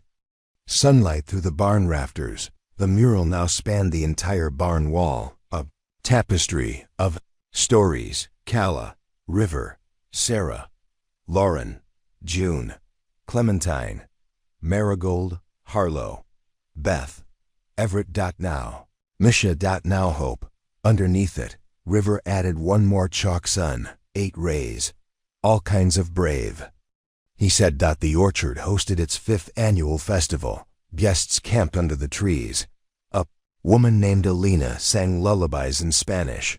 A trans youth named Pox performed slam, poetry about reclaiming a no one had ever spoken with care. Kala stood in the back, tears falling unchecked. She didn't need the stage. She had helped build the ground it stood on. By late summer, the orchard had a waiting list 6 months long. Kala never turned anyone away. Beth helped her secure new land from a neighboring farm that had gone unused. June painted a welcome sign, the 2nd grove. River helped plant the first tree. Kala walked the rows that evening. Wind in her hair. Stars above. She paused by the Sarah tree, laid her palm against the bark. Thank you, she whispered, and meant it with every part of herself, because the girl who had once begged the world to stop hurting her had become the woman who helped it heal. Winter came quietly. River pressed his hands to frosted windows, eyes wide as the first flakes fell. Kala wrapped him in wool and led him outside, where he caught snow on his tongue and laughed like the wind couldn't reach him. He was 5 now. And she, Kala Matheson, felt older than 24, yet lighter than she'd ever been. The orchard had grown beyond even June's murals. New cabins lined the northern edge. 2 yurts had gone up near the old fire ring. And the 2nd grove was blooming fast. Every week, more names added to the guest registry. Every month, another retreat scheduled. Every story honored. Kala moved with purpose. She taught. She organized. She rested. She watched River grow into someone bold and gentle, curious and kind, and she didn't forget. The past was still there, but it no longer told her who she was. One icy morning, a reporter from a national magazine arrived. Young, unsure, clutching a recorder and notebook like, "Armor, I've read both your books," she said, "but I want to see what healing looks like in motion." Kala invited her to stay 3 days. She stayed 2 weeks. By the end, the article she wrote was titled, "They Tried to Break Her. She Built an Orchard Instead." The piece went viral. Donors doubled. A 3rd grove was proposed. And more importantly, dozens of girls who'd thought they were alone saw the address and came. Misha became a counselor and training. Hope turned one. June's mural reached the barn roof, and Beth's knees started giving her trouble, which she refused to acknowledge. But everyone noticed. One morning, River found Kala in the barn, reading letters. He climbed into her lap and looked at the envelope pile. "Do they all know you?" he asked. She smiled. "Not really. Then why do they write to you?" Calla looked down at his face's wide, open wonder. Because I told the truth, she said. River thought about that a long time. Then he nodded. Okay, I will too. Spring crept in beneath the snow. Calla planted a new sapling with Misha and Hope. June painted the moment. Clementine baked strawberry scones. That night, they gathered in the barn, fires glowing, tea passed hand to hand. Didn't lead the circle. Marigold did. She read a piece called Inheritance. It wasn't about blood. It was about names, stories, willingness. When she finished, no one clapped. They just sat together, letting it settle.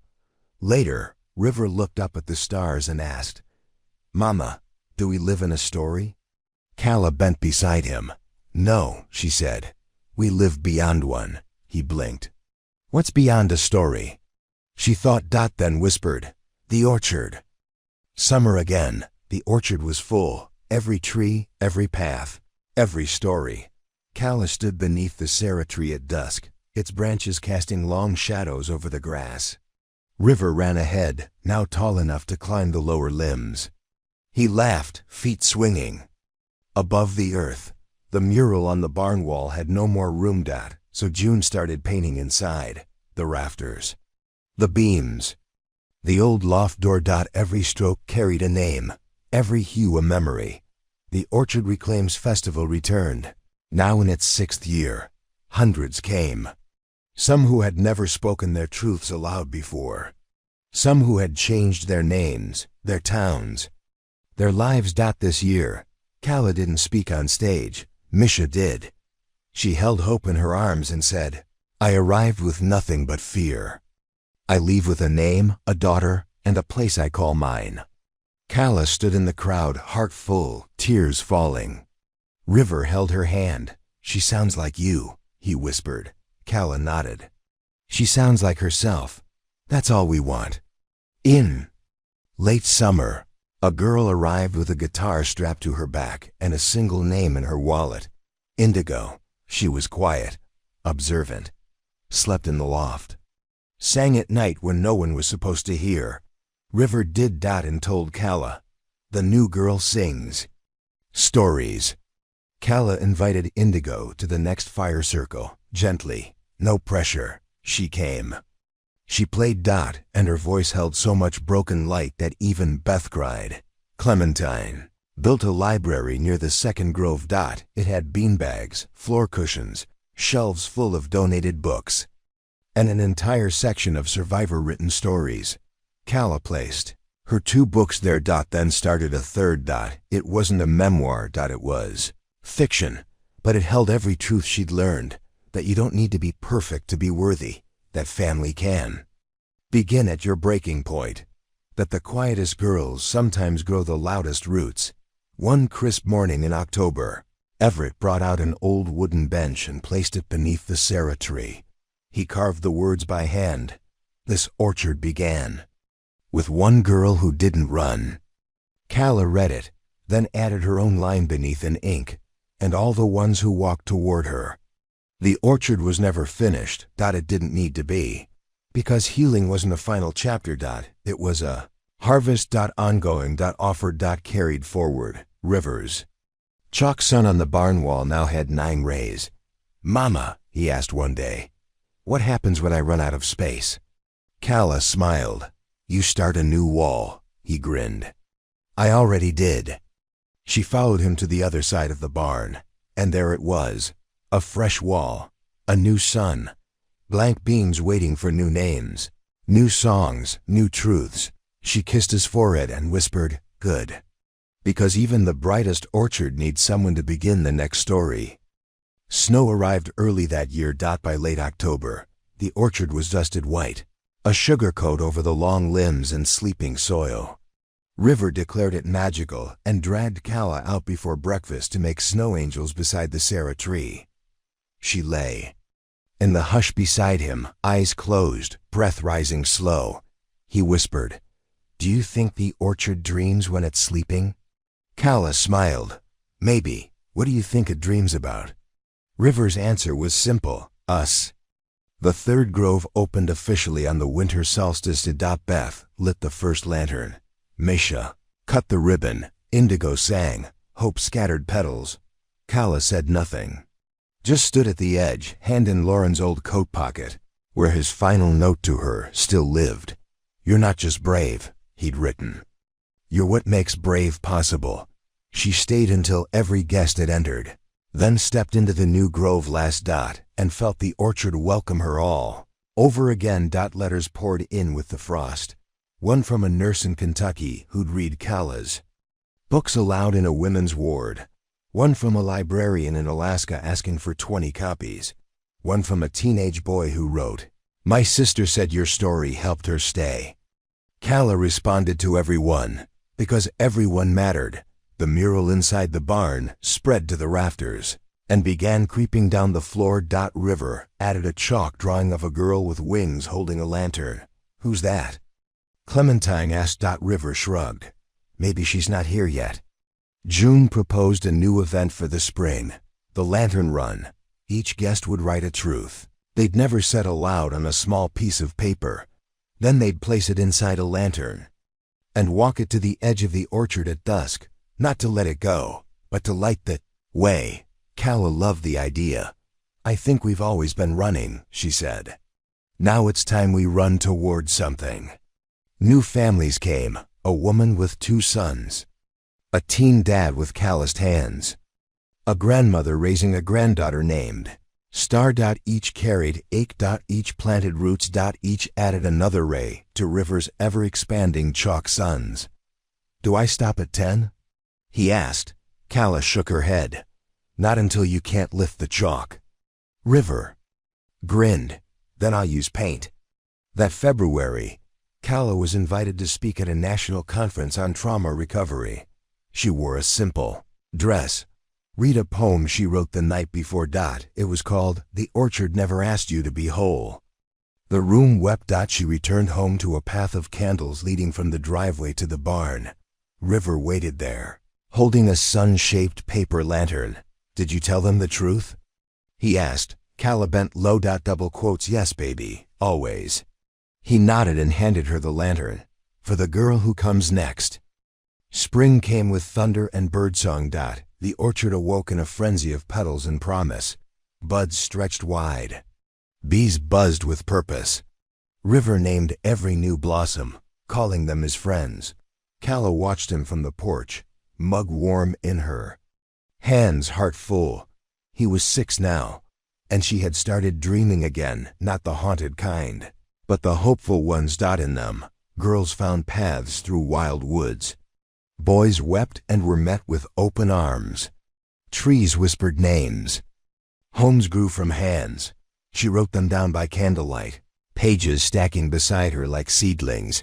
The orchard reclaims reached its 7th year. This time, River led the opening ceremony. He stood on a hay bale, sun behind him, a sun-shaped pendant. Around his neck a gift from Clementine.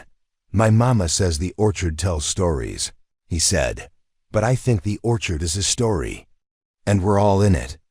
People laughed, cried, cheered. Kala wiped her cheeks and whispered, "He's right." Indigo recorded her first album. Misha started applying to colleges. June began a mural inside the library, this time asking guests to add their own BR, OKES. Marigold. Published a zine. Beth took up Tai Chi. Everett taught River how to mend fences. Hope said her first full sentence, "More berries, please." One hot afternoon, Kala received a package with no return address. Inside was a simple metal pendant shaped like a door, and a note. "I never walked through it when I should have, but your story made me believe someone still can." Kala pinned it inside her writing desk. Some things didn't need names, only meaning.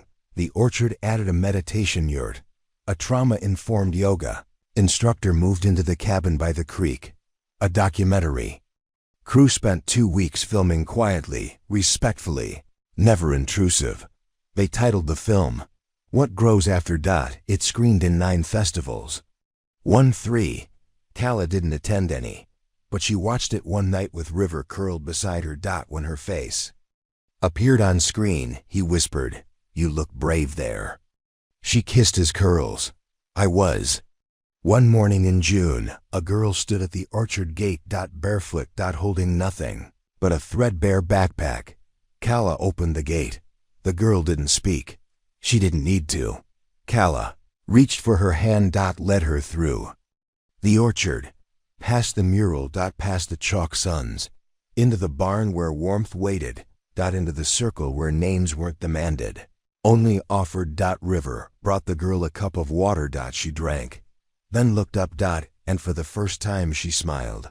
Calla watched. And whispered, "Welcome." Because every story began with one moment of being seen.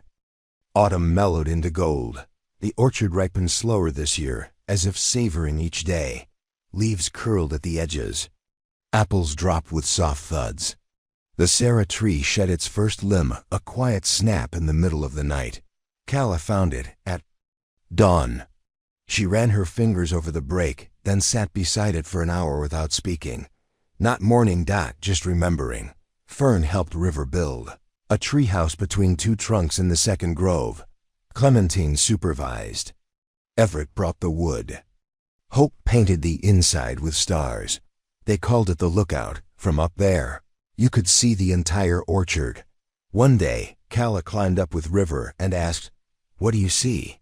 He pointed to the distant fields. "Everything that hasn't happened yet." Calla received a letter from her mother. First contact in 7 years. It was one paragraph long. "I see you on the news. I know I was wrong. I don't expect anything. Just wanted to say I'm sorry." Calla read it once.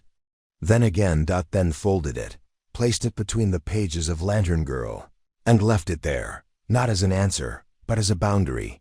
Misha left for college. In late August, Calla drove her to the station. They didn't say much, just held each other too long. Hope waved through the window until the train was gone. The orchard reclaims turned 8. Calla stood near the back again. River beside her. Fern performed spoken word. Indigo sang a duet with a guest from New York.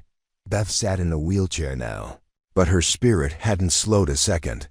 June painted during the performance, lave capturing moments in quick, vibrant strokes. At the end, the crowd parted for Calla.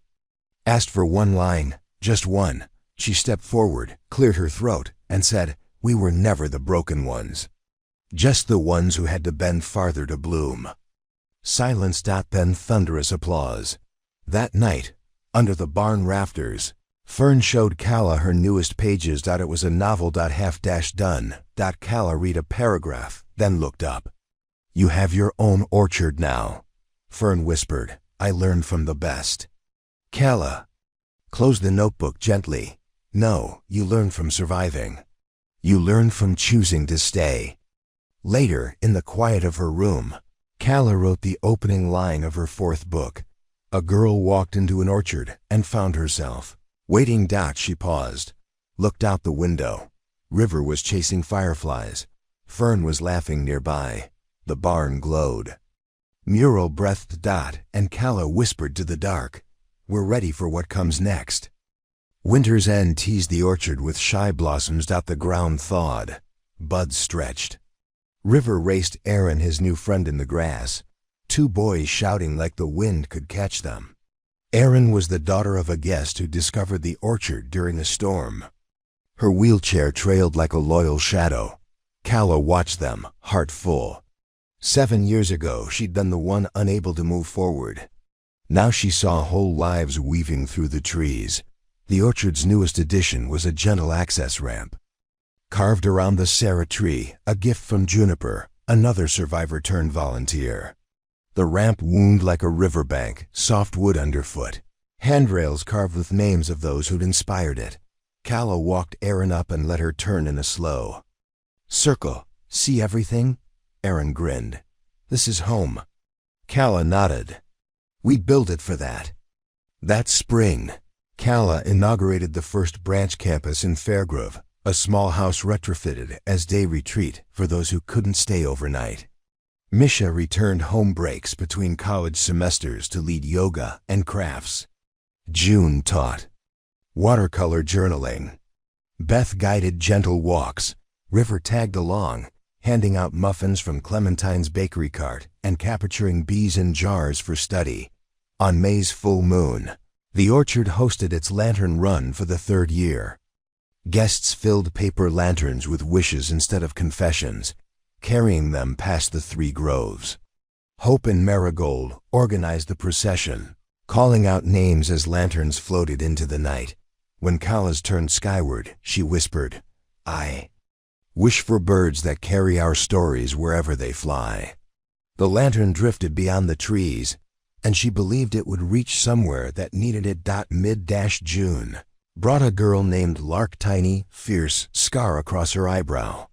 She arrived with nothing but a recorder and a promise to tell someone's story. Calla offered her the barn loft. Lark stayed in silence, recording guests' laughter, their tears, their silences. One morning, Lark found Calla pruning apple trees and asked, "Why do you forgive the scars?" Calla paused. "Because they remind me who we are." Lark nodded, her recorder still, and later released a podcast called Roots and Light. Midsummer's heat arrived with fireflies and long, honeyed days. The orchard thrummed with life. Bees in comb, fish in the creek, children skipping stones, parents tracing initials inside heart-shaped knots. One dusk, Lauren's final note worn and folded fell from Calla's writing desk onto the floor. She picked it up and read his last words. "I waited, hoping you'd grow into the promise I never kept." Calla kissed the paper. "I did." The mural inside the barn reached the rafters. Blank beams remained, waiting. One afternoon, Calla brought Lark to the loft and said, "Where do we start?" Lark pressed the recorder. Calla took a deep breath and spoke. "I walked into an orchard to save my life, and I found every life waiting for me too." Her words fell into the wood. The beams glowed with stories. Because an orchard listens by, carrying every echo in its leaves. And every beginning belongs to those brave enough to stay. Autumn faded slowly. The orchard held on to color as long as it could. Gold turned rust. Rust turned ember. The final apples dropped like punctuation. Then the wind came. Calla stood at the gate one morning, the sky pale and thin above her. River was inside with Fern, baking muffins and arguing about whether Nutmeg was brave or sneaky. Indigo strummed somewhere near the barn. Beth napped with Clementine curled beside her. Everett carved a new bench, breathed deep. This place no longer whispered its history. It roared with it. The orchard that listens had now hosted over 1,000 guests. But still, each arrival felt holy. That November, a woman named Dell came with no suitcase. Just a journal. She didn't speak the first week. But she walked, touched trees, sat beside the creek with her eyes closed. On the 12th day, she placed her journal in the barn's center. Anyone could read it. Inside were stories, not just hers, but of women she'd loved and lost. Each entry ended with the words, "We deserve to be heard." River's sons reached the edge of the barn wall. So he started on the floor. Calla watched him one afternoon, chalk in hand, brow furrowed. "Running out of room again?" He shook his head. "Just getting closer to the roots." Calla knelt beside him, added a circle beside his son. "What's that?" he asked. She smiled. "The moon. We don't always have to shine to matter." Winter arrived in silence. No dramatic storm. No biting cold. Just a gentle settling. Calla found herself waking earlier, writing more. She finished her 4th book. Sent it to her editor with a simple note. "This one is about what grows after peace." One afternoon, Fern handed Calla a sealed envelope. "My mother wrote me," she said. "I haven't read it yet. I don't think I want to." Calla didn't push. She just took Fern's hand. "Then maybe just let the orchard hold it." They buried it beneath the Sarah tree, not to hide it, just to release it. Wait. Beth passed away the following spring. Peacefully. In her sleep, Calla found her with a book on her chest and a faint smile on her lips. They buried her beside the North Grove. Everett carved the headstone. It read, "She opened the door, and the world walked through. The entire orchard came to her." Memorial. Calla spoke last. She didn't read from a page. She simply said, "Without Beth, I wouldn't be alive." But more than that, none of this would exist. She spread her arms. The barn, the mural, the fire pit, the cabins, the orchard. She taught us that opening the door is the bravest act of all. And for the first time, River cried in public, not out of sadness, out of gratitude. The orchard bloomed again. It always did. Fern's book was published that fall. Calla's fourth came out 2 weeks later. Indigo toured her second album. Misha got her degree. Hope began kindergarten. And River. River began to teach. He started a group called Brave Starts. It was for children. Not just survivors, but siblings, friends, listeners, because he said, even brave kids need maps. Calla watched him lead the first session in the barn. His voice clear, sure, and she knew the orchard would outlive her, not because she had built it, but because she had shared it. Because healing, when held openly, plants seeds without asking. Because stories, once spoken, grow roots too. Calla stood beneath the Sarah tree one last time that season, looked out at the orchard, the groves, the mural. The chalk suns, the children, and she whispered, "Let what comes next be even brighter." Because she knew it would be.